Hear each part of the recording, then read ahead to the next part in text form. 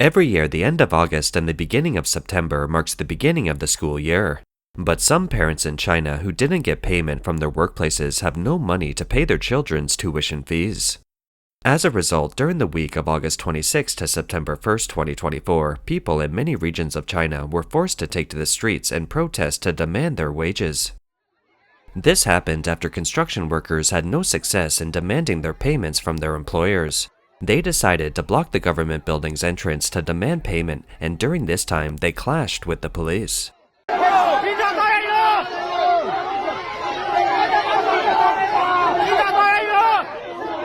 The police are beating people. The police are hitting people. We can't live like this anymore. Who's afraid of getting arrested now? Go ahead and take us in. The police are beating people. Which police officer hit you? You didn't hit us? We all saw it with our own eyes. How could you say you didn't? Considering that the Chinese Communist Party's laws are very unfriendly to ordinary people, when faced with the issue of survival, they leave the consequences of the law behind. This government is serving for the rich and for officials. Who said that? They won't let us in. You can't go in. If you want to enter, you have to go over there. I'm not a leader. If you're not a leader, then call the leader out. You want to see the leader? Yes, we are just migrant workers. Which leader do you want to see? The municipal party secretary. Did you sign the contract with the municipal party secretary? The staff member's response indeed leaves Chinese people feeling helpless because officials in China are only accountable to their superiors, not to the public. We have to speak to the city government leaders. We don't want to cause trouble here. Since August, we haven't received a single cent. Brother, I have 3 kids. If the government didn't pay you for 6 months, how would you feel? We've been here for over 20 days, and every day someone from the government says someone will come resolve this. But up until now, there's been no solution. This migrant workers' wages have been delayed for a long time, and their children are still waiting to pay school fees. However, it's clear that the 2 staff members from the government are not interested in these statements. Why do these migrant workers risk being oppressed to demand their wages? Although construction workers in China can apply for arbitration through the Labor Bureau, it's usually a long, drawn-out process that results in very little payback. Labor arbitration has a 1-year limit, and if the employers manage to delay it beyond that, the workers are left with no options. According to incomplete statistics from netizens, from August 12th to September 1st, 2024, nearly 74 collective rights protests occurred across various regions of China over the course of almost 3 weeks. Most of these protests were wage-related, while others were demonstrations against unreasonable government demands. On September 4th, bus drivers in a district in Shandong province went on strike because they hadn't been paid for 8 months. Special police then arrived to suppress and arrest the drivers.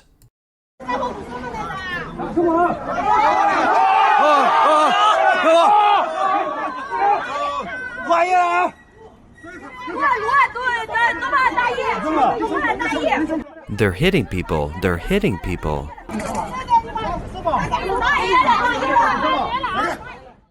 For viewers, you have seen some strikes which are about getting better pay for your work, but in China, strikes are about getting your paycheck. Others say, I wonder what will happen when the SWAT team and the military don't get paid. I wonder who will stabilize the SWAT team when they don't get paid. Some people also remarked, they donate all the money to Africa, but don't give any to their own people. Chinese netizens are saying this because the Chinese government has recently made generous aid contributions to Africa, which has created a deep impression on the public. In September 2024, the 9th Forum on China-Africa Cooperation (FOCAC) Beijing Summit was held in China, and on September 5th, Communist Party leader Xi Jinping announced that he would provide $50.62 billion in financial support to African countries over the next 3 years. China has advanced forward hand in hand with our African brothers and sisters in the spirit of sincerity, real results, amenity, and good faith. We always emphasize with and support each other, setting a stellar example of a new type of international relations.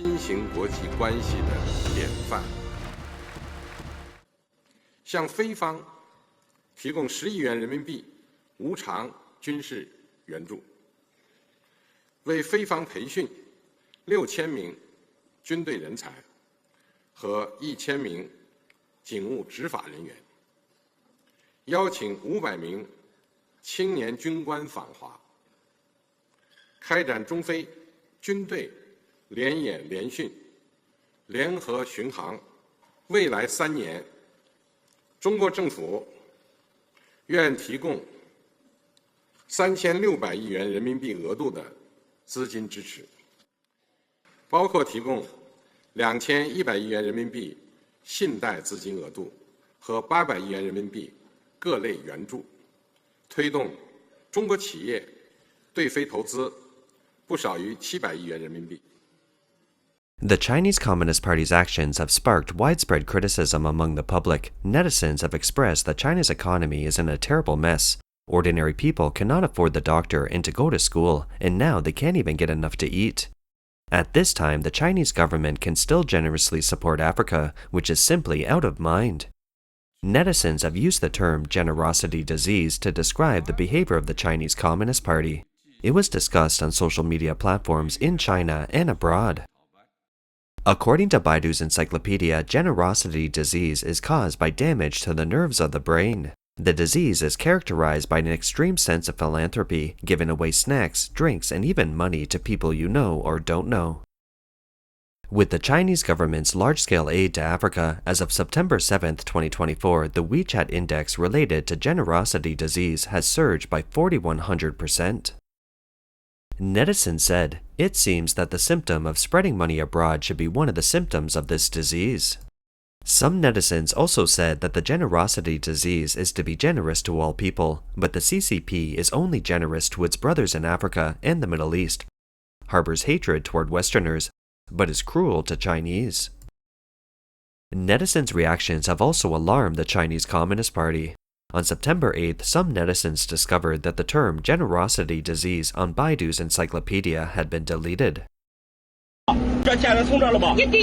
Why is it said that the Chinese Communist Party is very cruel to ordinary Chinese people? The following example can, to some extent, illustrate the issue. On August 12, 2022, a bus company in Dongcheng County, Zhoukou City, Henan Province, issued a notice stating that due to operational difficulties, drivers had not been paid for several consecutive months, leading to the complete suspension of urban bus services. This announcement drew public attention. Later, the suspension notice was deleted. The local transportation bureau responded publicly, saying that after negotiations, bus services have resumed normal operations. Because of this, some netizens did the math.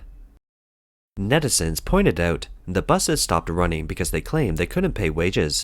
Then someone investigated and found that there were actually just over 50 bus drivers, each with a monthly salary of around 430 USD, totaling about 280,000 USD per year. However, the publicly disclosed expenditure on wages and benefits is 2.524 million USD annually. This means that out of every $14.06 spent on human resources and public transportation, only a little over $1.40 goes to the people doing the work. Moreover, the total expenditure for public transportation is 8.703 million USD. Calculated this way, it's even more alarming. Out of every $14.06, only 56 cents is paid to the workers. So where did the rest of the money go? It's speculated that this money has been used by the government to maintain appearances, or has been siphoned into the pockets of officials at various levels. The Chinese government possesses one of the world's largest bureaucratic systems and stability maintenance forces. Take the police as an example. From this chart, we can see that there are a total of 35 types of police in China. The total monthly salaries they receive amount to a huge expense. This is just one of the many systems within the Chinese government.